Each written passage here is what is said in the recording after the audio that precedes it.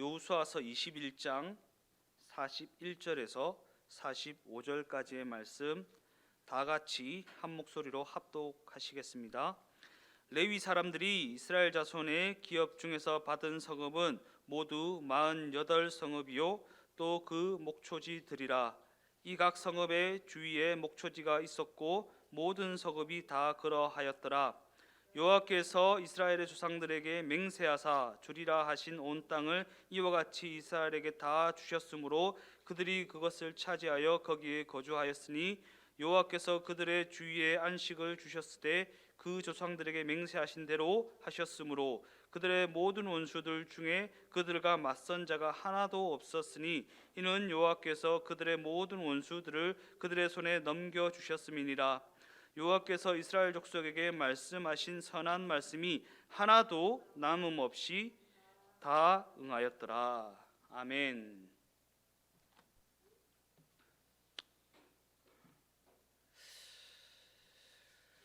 오늘 저는 읽으신 본문의 말씀을 가지고 절망을 통과한 자들을 통하여 이러한 제목을 가지고 함께 은혜를 나눠 보고자 합니다. 이제 여호수아 말씀도 다음 주면 이제 책거리를 하게 됩니다. 다음 주가 이제 마지막으로 여호수아를 살펴보는 날인데,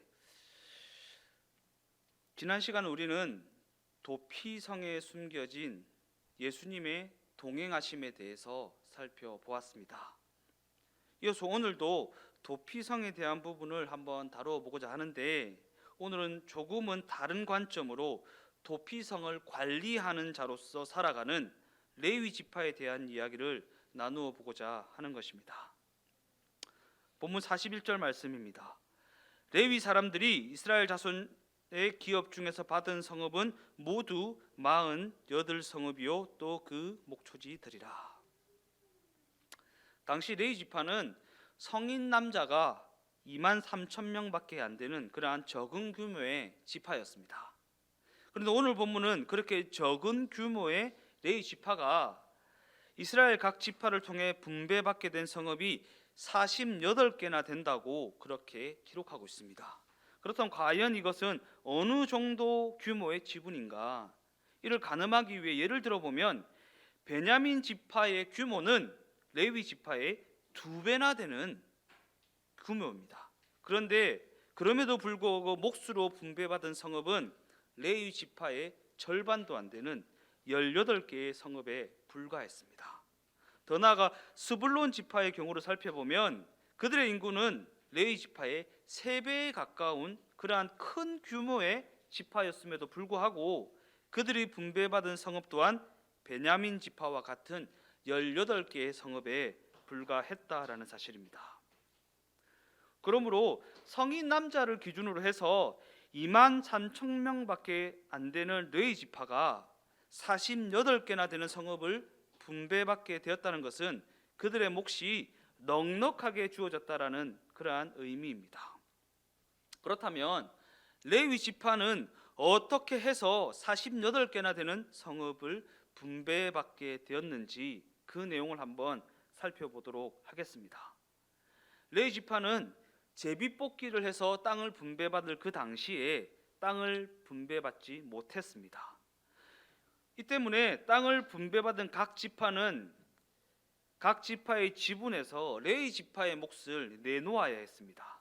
그래서 납달리 지파가 3개의 성읍을, 므낫세 반 지파가 각각 2개씩 해서 4개의 성읍을, 베냐민, 에브라임, 단, 이사갈, 아셀, 스불론, 르우벤, 갓 지파가 각각 4개씩 해서 32개의 성읍을, 가장 큰 지파였던 유다 지파가 9개의 성읍을, 이렇게 해서 총 48개의 성읍을 내놓았습니다.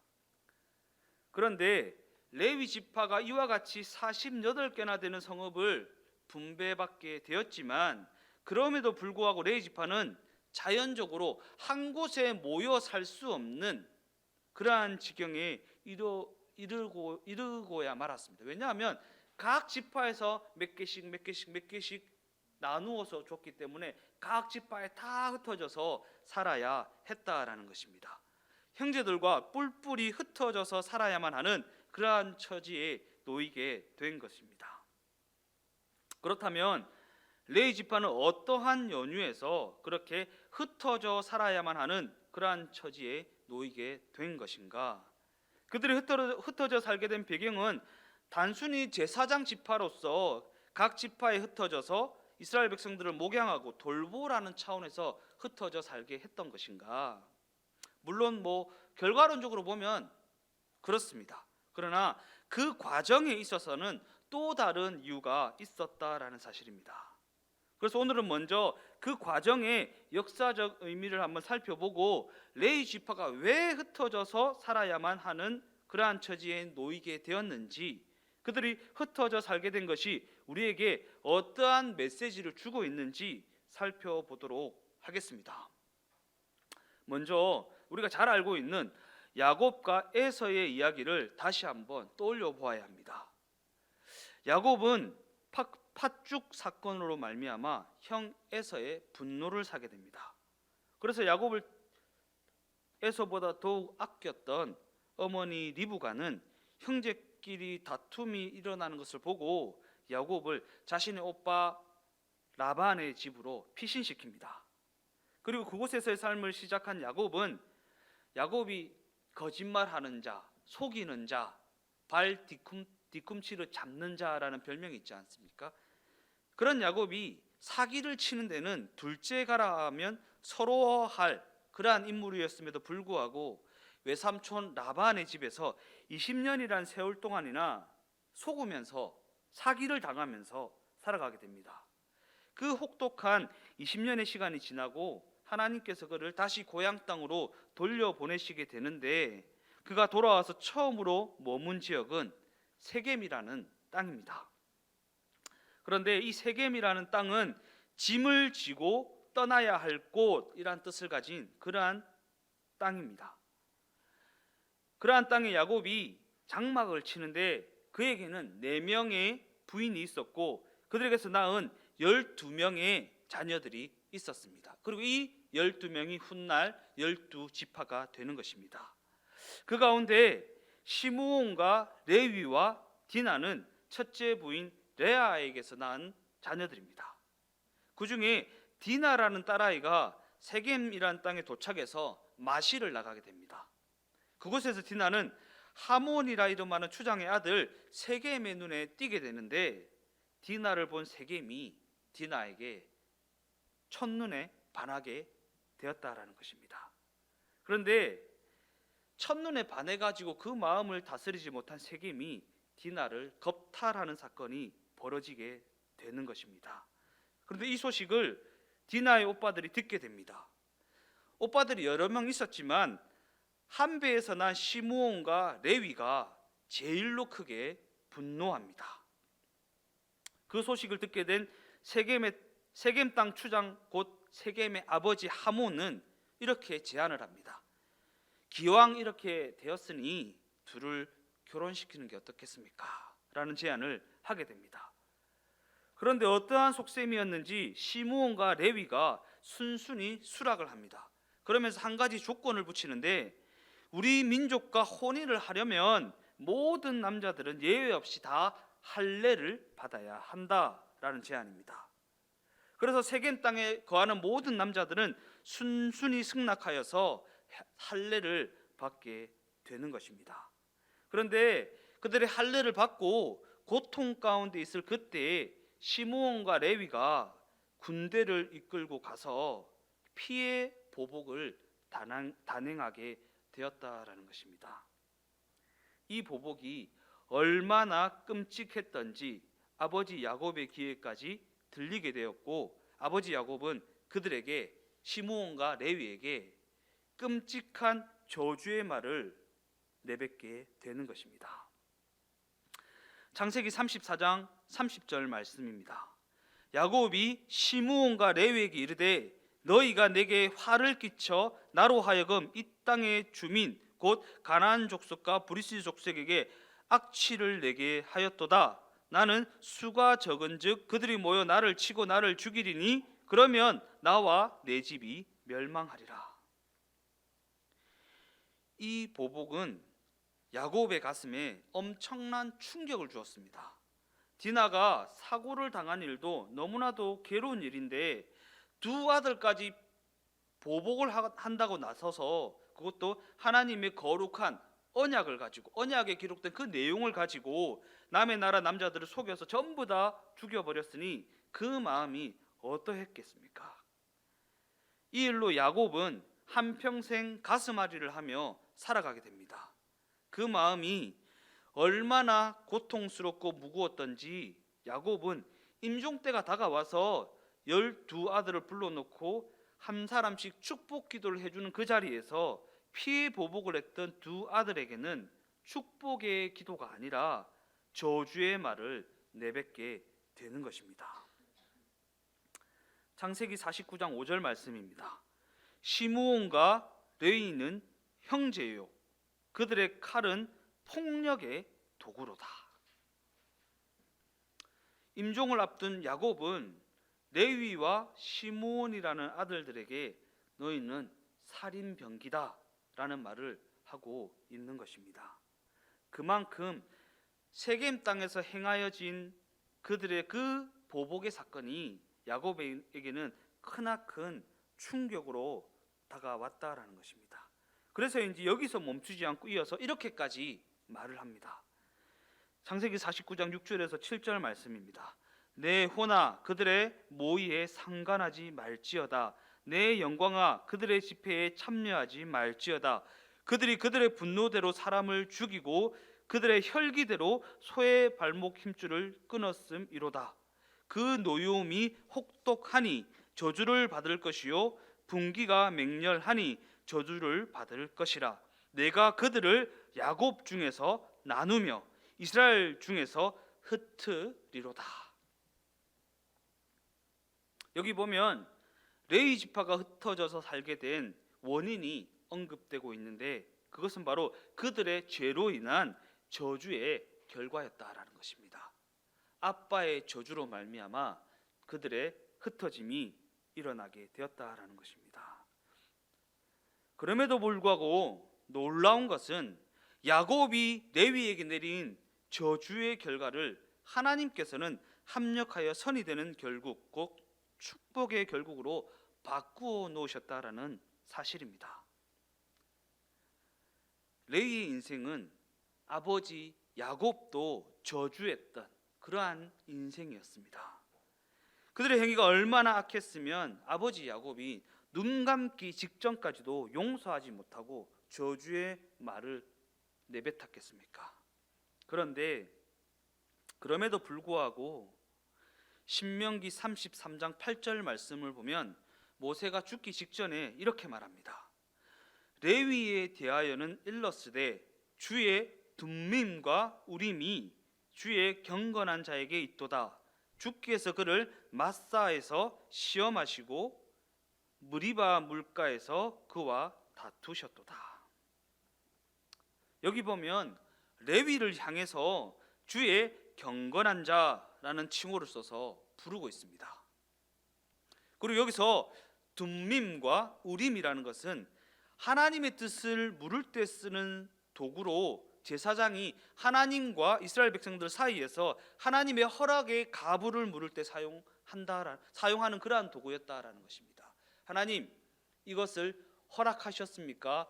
허락하지 않으셨습니까? 라는 것을 알기 위해서 사용하는 도구가 바로 둠밈과 우림인데, 이 둠밈과 우림을 레위가 가지고 있다고 성경은 증언하고 있는 것입니다.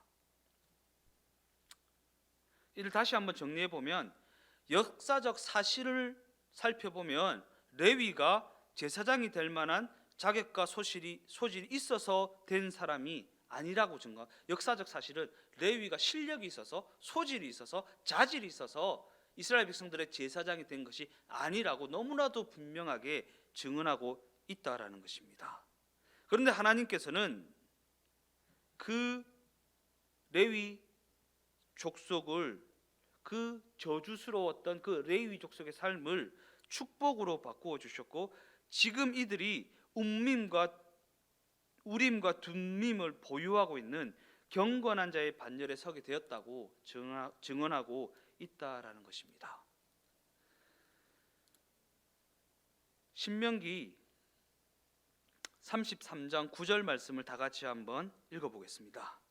그는 그의 부모에게 대하여 이르기를 내가 그들을 보지 못하였다 하며 그의 형제들은 인정하지 아니하며 그의 자녀를 알지 아니한 것은 주의 말씀을 준행하고 주의 언약을 지킴으로 말미암이로다. 여기 보면 부모, 형제, 자녀라는 세 종류의 가족 구성원이 등장하고 있습니다. 그런데 레위가 부모는 보지 못했다라고 하고 형제들은 인정하지 아니하였다라고 하고 자녀들은 알지 못한다라고 말하면서 그것이 바로 주의 말씀을 준행하는 것이고 주의 언약을 지키는 것이라고 말하고 있습니다. 뭔가 모순된 이 말씀이 우리에게 주는 메시지는 어떠한 메시지인가? 우리는 이 말씀을 이해하기 위해서 이 말씀의 역사적 배경을 살펴보아야 하는 것입니다. 역사적 관점으로 성경을 바라보면 이스라엘의 지도자 모세는 이스라엘 백성들을 이끌고 출애굽을 해서 홍해를 마른 땅과 같이 건너 시내산 아래에 도착하게 됩니다. 그리고 그는 백성들을 아론에게 맡겨놓고 여호수아를 데리고 시내산으로 올라가 하나님의 영광 가운데 율법이 새겨진 십계명 돌판을 받아서 내려옵니다. 그런데 내려와서 보니까 한판에 잔치가 벌어졌는데 어떻게 된 영문인가 하니까 그들의 지도자 모세가 며칠 동안 보이지 않으니까 백성들에게 두려움이 임하기 시작했고 그들에게 임한 그 두려움은 눈에 보이는 신을 좀 만들어 달라라는 엉뚱한 요구를 하게 만들었으며 아론은 그들의 요구에 금송아지 형상을 만들어 놓고 그 금송아지를 그들을 출애굽시킨 하나님으로 섬기게 하기에 이르게 되었다라는 것입니다. 두려움을 갖는다라는 게 그만큼 무서운 부분입니다. 내가 연약하니까 두려워할 수 있지. 아니요. 내가 걱정을 하고 두려움을 갖는다는 것은 나의 연약함의 관점으로 볼 것이 아니라 죄의 관점으로 봐야 됩니다. 그 두려움으로 말미암아 죄의 선택을 하게 되기 때문입니다. 그러한 죄의 선택을 했던 이스라엘 백성들에게 모세는 분노합니다. 하나님께 받은 십계명의 돌판을 던져서 깨트려 버렸고 백성들로 하여금 그들이 만든 금송아지를 불살라 가루로 만들어서 물에 타서 마시게 합니다. 자신은 하나님께서 통치하실 십계명의 돌판을 받아서 내려왔는데 그들은 금송아지 형상을 만들어 놓고 그 금송아지를 하나님으로 섬기게 하고 있었기 때문입니다. 그래서 그 후에 그들이 심판을 받게 되는데 자그마치 3,000명이나 죽임을 당하게 됩니다. 그런데 여기서 또 레위 지파가 등장하게 됩니다. 레위 지파가 그 3,000명을 죽이는 사형 집행관으로 동원되게 되는 것입니다. 이는 하나님께서 그들의 기질을 그 심판의 때에 그 기질에 맞게 사용하셨다라는 것입니다. 어찌되었든 레위 지파는 역사적으로 볼 때 하나님 앞에 큰 죄악을 범하였고 그로 말미암아 바닥을 치는 아픔을 경험했던 지파였습니다. 그러한 관점에서 그들은 바닥을 치는 절망적인 그 아픔을 통해 하나님의 다스림에서 벗어난 우리 인간이 얼마나 추악한 죄에 빠지게 되는 존재인지를, 얼마나 연약하고 얼마나 죄악된 존재인지를 너무나도 분명하게 알게 된 인생이었다라는 사실입니다. 신명기 33장 9절 말씀을 이러한 관점을 가지고 다시 한번 읽어보겠습니다. 그는 그의 부모에게 대하여 이르기를 내가 그들을 보지 못하였다 하며 그의 형제들을 인정하지 아니하며 그의 자녀를 알지 아니한 것은 주의 말씀을 준행하고 주의 언약을 지킴으로 말미암음이로다. 무슨 말입니까? 하나님의 말씀을 준행하고 하나님의 언약을 지키는 문제에 있어서는 부모나 형제도 앞설 수가 없다는 것이고, 심지어 자식이라 할지라도 예배일 수 없다는 사실을 마음속 깊이 새겨야 한다라는 것입니다. 그리고 이것이 바로 모순처럼 보이는 이 말씀이 우리에게 주는 메시지라는 것입니다. 그러한 관점에서 하나님께서는 주의 말씀을 준행하고 주의 언약을 지키는 일을 위해 레위 지파에게 사명을 주십니다. 그리고 여기서 우리는 하나님이 어떠한 사람을 부르시고 어떠한 사람을 사용하시는지, 어떠한 사람에게 사명을 주시는지를 알 수 있는 그 기준을 발견하게 되는 것입니다. 어떠한 기준입니까? 하나님께서는 레위 지파와 같이 깊은 절망에 던져진 자, 곧 그 절망 가운데 자신의 연약함과 자신의 부족함과 자신의 죄악됨을 철저히 깨달은 자들을 들어 사용하시고 그들에게 하나님의 사명을 부여해 주신다라는 것입니다. 그러한 관점으로 보면 레위 지파는 너무나도 깊은 절망에 던져졌던 인생이었고, 그곳에서 자신의 어리석고 연약한 모습을 똑똑히 목격한 인생이었다라는 것입니다. 더 나아가 그들은 만일 죄를 범하였다면 누구를 막론하고 대가를 치러야 한다는 것을 너무나도 분명하게 경험한 자들이었고, 하나님의 말씀을 준행하고 하나님의 언약을 지키는 문제에 있어서는 그 어떤 혈연 관계도 부모나 형제나 자식이라 할지라도 타협할 수 없다는 사실을 너무나도 명확하게 알고 있는 자들이었다라는 것입니다. 그들이 형제들을 3,000명이나 죽이는, 자신의 민족을 3,000명이나 죽이는 그 일에 동원되어서 하나님의 말씀에 순종하여서 그 일을 행하였던 그러한 아픔까지 경험한 그러한 인생이었다라는 것입니다. 그러한 그들에게 다시 말씀하십니다. 신명기 33장 10절 말씀입니다. 주의 법도를 야곱에게, 주의 율법을 이스라엘에게 가르치며 주 앞에 분향하고 온전한 번제를 주의 제단 위에 드리리로다.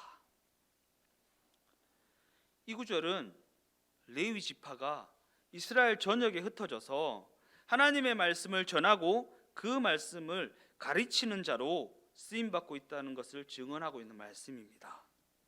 제사장으로서 하나님의 말씀을 가르치고 하나님의 말씀에 순종하여 살아가는 삶이 무엇인지 본이 되어 보여주는 삶을 살아가는 인생이 바로 레위 지파의 인생이었다라는 것입니다.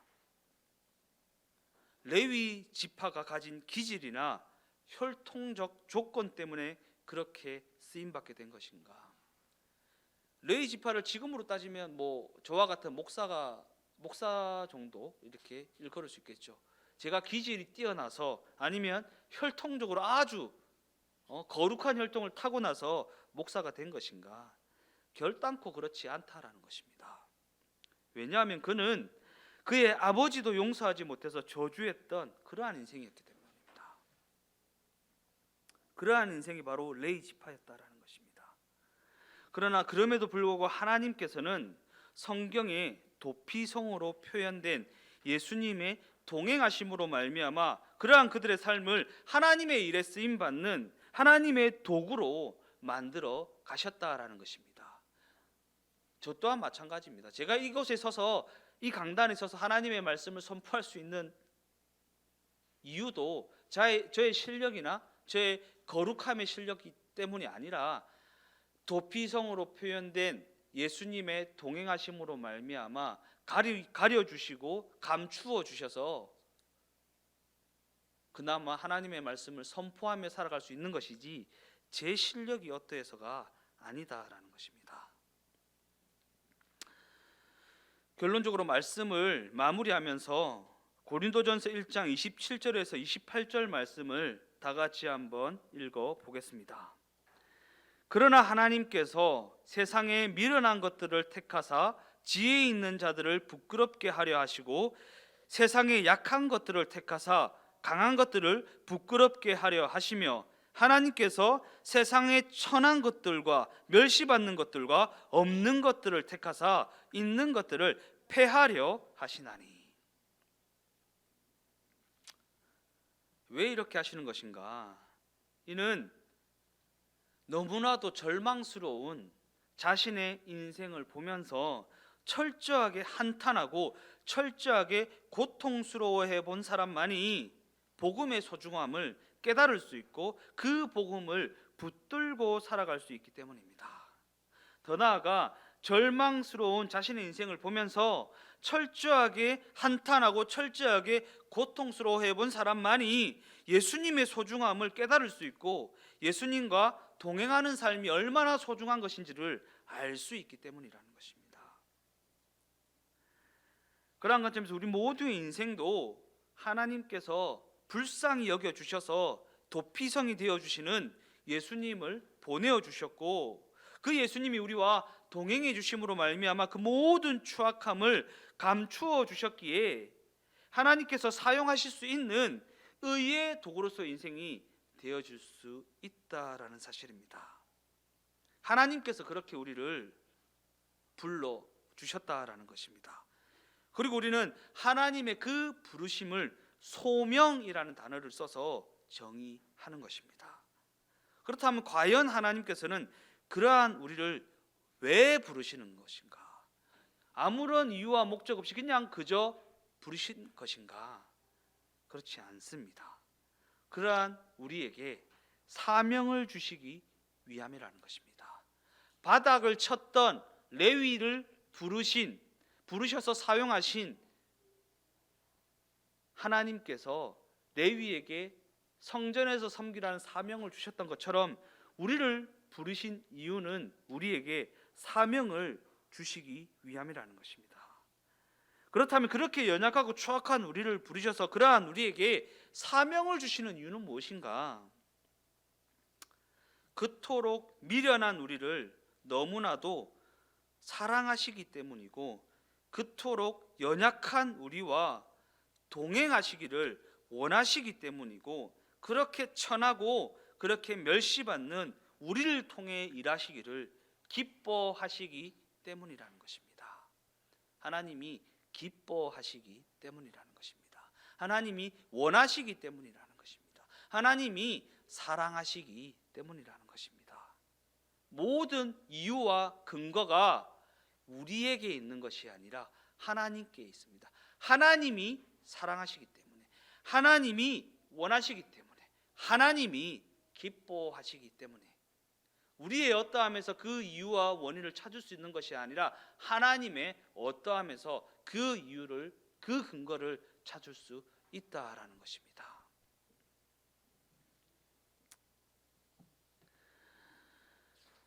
찬양하고 기도하는 시간을 갖도록 하겠습니다. 사람을 살리는 노래라는 찬양입니다.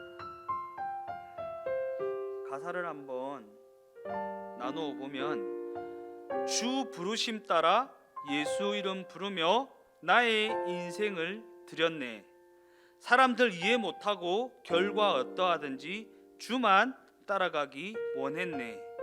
이제와 돌이켜보니 그저 부끄러울 뿐 모두 다 주의 은혜라. 벼랑 끝에 선 나를 주의 손이 이끌어 여기까지 인도하셨네. 하나님 사랑 날 떠나지 않고 끝까지 사랑하셨기에 오직 예수와 십자가만 바라보면서 나의 생명도 아낌없이 드리기 원했네. 내 노래가 상한 영혼 일으켜 다시 살게 하는 노래가 되길 주 배울 때 착한 일꾼이라 칭찬받기 나 원하네. 하나님께서 우리에게 소명이라는 부르심을 통해 사명을 주시겠다고 말씀하십니다. 그런데 하나님이 우리를 부르셔서 우리에게 사명을 주시는 이유와 근거가 나에게 있는 것이 아니라 하나님께 있다라는 것입니다. 내가 미련함에도 불구하고, 내가 연약함에도 불구하고, 그렇게 천하고 그렇게 멸시받는 그러한 우리의 인생임에도 불구하고 우리를 부르셔서 사명을 주시고 우리를 통해 일하시기를 기뻐하신 하나님입니다. 그러기에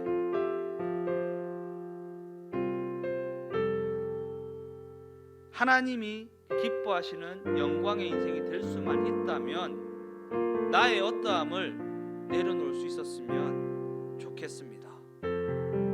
지금 나의 어떠함이 깊은 절망이라는, 깊은 고통이라는 밑바닥에 있다 할지라도 그를 통해 하나님이 일하시겠다라고 말씀하시면 그 또한 감사함으로 받아들일 수 있고, 그 시간 가운데 하나님이 기뻐하시는 그 기쁨으로 말미암아 나 또한 기뻐할 수 있는 그러한 인생이 되어질 수 있었으면 좋겠습니다. 이유 없는 고통이면, 이유 없는 절망이면, 이유 없는 아픔이면 참기가 힘들겠지만, 이유 있는 절망이고 이유 있는 아픔이라면 그 이유로 말미암아 그 시간을 견뎌낼 수 있지 않겠습니까? 그 목적과 그 이유 때문에요. 우리 모두 인생이 그 절망과 그 고통의 시선을 빼앗겨서 그냥 원망하고 불평하고 그러한 인생이 되는 것이 아니라, 그럼에도 불구하고 하나님의 이유와 하나님의 목적을 발견하여 알아 밭에 감추인 보화를 발견한 자와 같이 기뻐 뛰며 모든 것을 팔아 그 밭을 살 수 있는 믿음의 눈을 가지고 살아가는 우리 모두 인생이 되었으면 좋겠습니다. 그 믿음 가지고 이 찬양을 통해 하나님 앞에 고백했으면 좋겠습니다.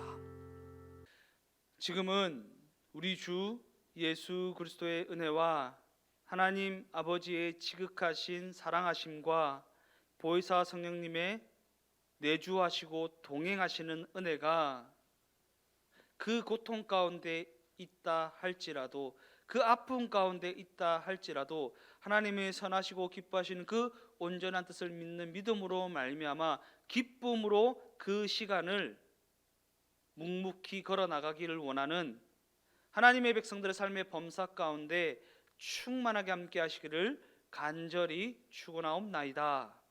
아멘.